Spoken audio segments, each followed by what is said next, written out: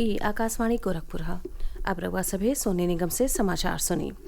उच्चतम न्यायालय बनारस के ज्ञानवापी परिसर के वैज्ञानिक सर्वे के जारी रखले का आदेश दिले हवे। शीर्ष न्यायालय अंजुमन इंतजामिया मसाजिद कमेटी के ओह याचिका के खारिज कर दिहलस, जेहमे इलाहाबाद उच्च न्यायालय के आदेश के चुनौती दिहल गयल रहे। उच्चतम न्यायालय आज अंजुमन कमेटी के अपील पर सुनवाई करत भारतीय पुरातत्व सर्वेक्षण ASI की ओर से दिहल गयल शपथ पत्र पर ज्ञानवापी परिसर का सर्वेक्षण जारी रखले का आदेश दिहलस। एह शपथ पत्र में ASI कहलस कि सर्वेक्षण के दौरान परिसर में कौनो तरह का खुदाई नाही कईल जाई और न ही ढांचा के कौनो नुकसान पहुंचावल जाई। बनारस में भारतीय पुरातत्व सर्वेक्षण ASI आज ज्ञानवापी परिसर का वैज्ञानिक सर्वेक्षण शुरू कैलस। ASI के 40 से बेसी सदस्यन का दल आज भिन्न ही 7 बजे ज्ञानवापी परिसर पहुंचल। टीम सर्वे का कार्य करीब 8 बजे से शुरू कैलस, जवन दोपहरिया 12:30 बजे ले चलल।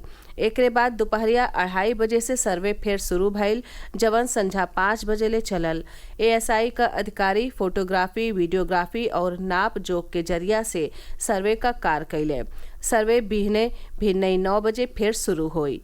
एह बीचे अंजुमन इंतजामिया मसाजिद कमेटी का सदस्य सर्वे में शामिल नहीं भइले और उ लोग पहले ही के तरियन एह से दूरी बनवले रखले। ओहर वाराणसी जिला न्यायालय भारतीय पुरातत्व सर्वेक्षण की ओर से ज्ञानवापी परिसर का सर्वे पूरा कैले के अवधि के 4 हफ्ता खातिर बढ़ा दिले हवे। न्यायालय अपने पहले के आदेश में ASI के 4 अगस्त ले सर्वे का रिपोर्ट सौंपले का आदेश दिले रहल। अदालत की ओर से दिहल गईल ई समय सीमा आज खत्म होत रहल। ASI और वादी पक्ष जिला न्यायाधीश AK विश्वेश के सामने आज सर्वे का समय सीमा बढ़ावले का अपील कैले, जेके उहाँ के मान लिहली। प्रधानमंत्री नरेंद्र मोदी अगला अतवार के वर्चुअल जरिया से देश भर में भारतीय रेल के 508 स्टेशनन के पुनर्विकास पर 24,470 करोड़ रुपया का धनराशि खर्च हुई। इनमें उत्तर प्रदेश के 55 गो रेलवे स्टेशन शामिल हवे। यह रेलवे स्टेशन में वाराणसी के बनारस, काशी और वाराणसी सिटी रेलवे स्टेशन के अलावा दर्शन नगर, आजमगढ़, बलिया, बाराबंकी, बस्ती, भदोही, चंदौली का मझवार, देवरिया, जौनपुर का जन्हई, शाहगंज और जौनपुर, लखनऊ का ऐसबाग, बादशाहनगर, उतरैटिया, मिर्जापुर का विंध्याचल, प्रयागराज जंक्शन के लेके औरियो रेलवे स्टेशन शामिल हवे। प्रधानमंत्री जवन रेलवे स्टेशन के पुनरुद्धार का शिलान्यास करी हैं, ओहमे पूर्वोत्तर रेलवे के 12 गो स्टेशनों शामिल हवे। यह रेलवे स्टेशन पर यात्री सुविधा में सुधार और विस्तार कईल जाई। सतही यह रेलवे स्टेशन के शहर के दोनों हिस्सन से जोड़ल जाई। एकरे अलावा यह रेलवे स्टेशन तक ले लोगिन के आसान आवाजाही बदे संपर्क राहिन का निर्माण, लिफ्ट, एक्सकेलेटर, फुट ओवरब्रिज बनावल जाई। स्टेशन में प्रतीक्षालय, दिव्यांगजन खातिर सुविधा और प्रसाधन जैसन औरियो सुविधा दिहल जाई। स्टेशन का सुंदरता बढ़ावे खातिर आकर्षक रंग बिरंगी रोशनी लगावल जाई। केंद्रीय गृह और सहकारिता मंत्री अमित शाह आज नई दिल्ली में सहारा रिफंड पोर्टल के जरिया से सहारा समूह के सहकारी समितियन के जमाकर्ता लोगिन के उनकर दावा राशि हस्तांतरित कैले। एह मौका पर श्री शाह कहले कि जो त सहकारिता आंदोलन के मजबूत करे के हवे त सहकारिता के प्रति लोगिन का विश्वासो मजबूत करे के होई। केंद्रीय मंत्री कहले कि नरेंद्र मोदी सरकार सहारा के 4 गो सहकारी समितियन में जमा लोगिन का पैसा उन्हें वापस दियावे खातिर प्रतिबद्ध हवे। राज्यसभा सांसद डॉक्टर राधा मोहन दास अग्रवाल काल ही नई दिल्ली में सांसद सत्र के कार्रवाई के दौरान भोजपुरी भाषा के संविधान के 8वां अनुसूची में शामिल कैले का मांगे उठौले। वहाँ के कहले कि भोजपुरी पूर्वी उत्तर प्रदेश के सतही पश्चिमी बिहार, पश्चिमी झारखंड, मध्य प्रदेश, छत्तीसगढ़ और नेपाल के तराई इलाकन में बोलल जाए वाली प्रचलित भाषा हवे। वहाँ के कहले कि देश में करीब 6 करोड़ और दुनिया में करीब 20 करोड़ लोग भोजपुरी बोलेले। सतही भोजपुरी भाषा नेपाल, फिजी और मॉरिशस का संवैधानिक भाषा हो। वहाँ के भोजपुरी के 8वां अनुसूची में शामिल करे खातिर आयोग के गठन के मांग कैले। गोरखपुर के गोरखनाथ मंदिर में महायोगी गोरखनाथ की जिंदगी पर आधारित लाइट एंड साउंड लेजर शो शुरू हो गयल हवे।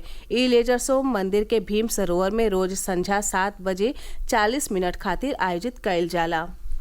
मौसम विभाग बिहने से अगला 3 दिन ले पूर्वी उत्तर प्रदेश के करीब सज्जो जगहिन पर गरज चमक के साथे बरखा भइले का आगम जतवले हवे। गोरखपुर और लग्गे के इलाकन में पिछला 2 दिन से ठंडी ब्यार चली रहल हौ, जेसे लोगिन के उमस भरी गर्मी से राहत मिलल हौ। एकरे साथे ई समाचार बुलेटिन पूरा भइल। नमस्कार। ये आकाशवाणी गोरखपुर है। अब आप सोने निगम से क्षेत्रीय समाचार सुनिए। उच्चतम न्यायालय ने वाराणसी के ज्ञानवापी परिसर के वैज्ञानिक सर्वे को जारी रखने का आदेश दिया है।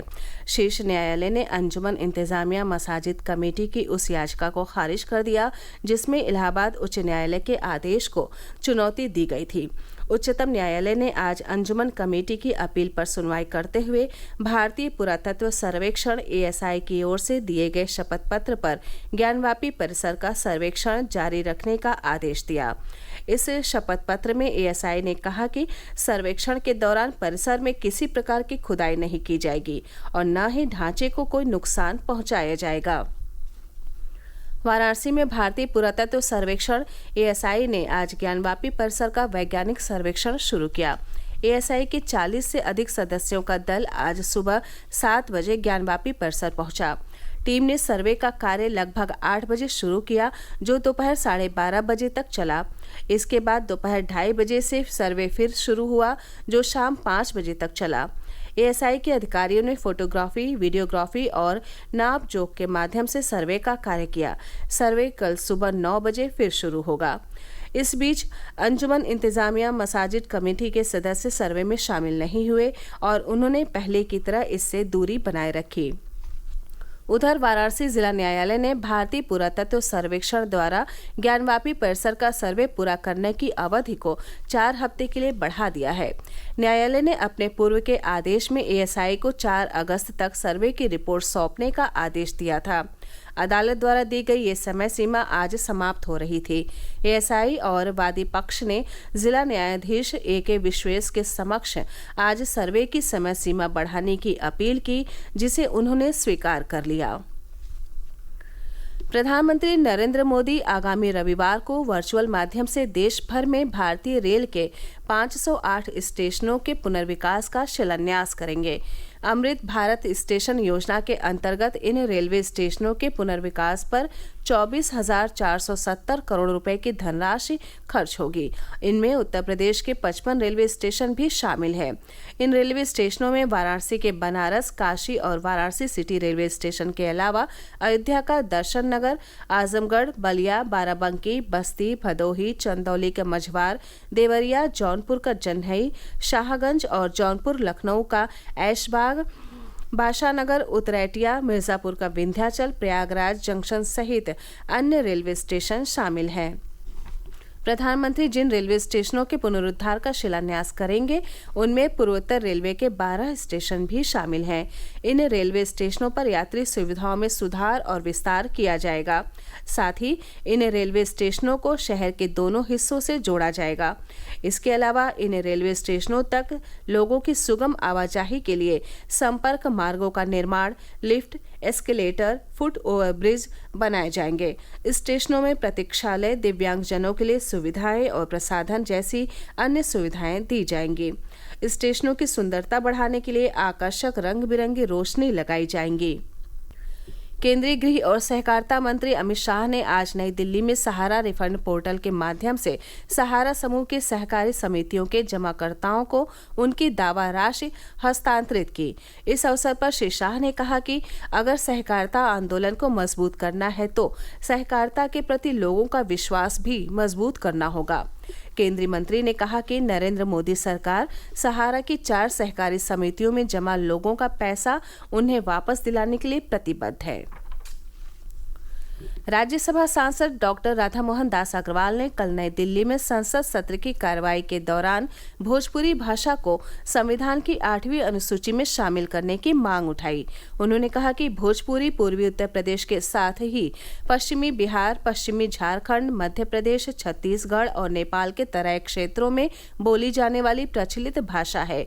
उन्होंने कहा कि देश में लगभग 6 करोड़ और विश्व में लगभग 20 करोड़ लोग भोजपुरी बोलते हैं।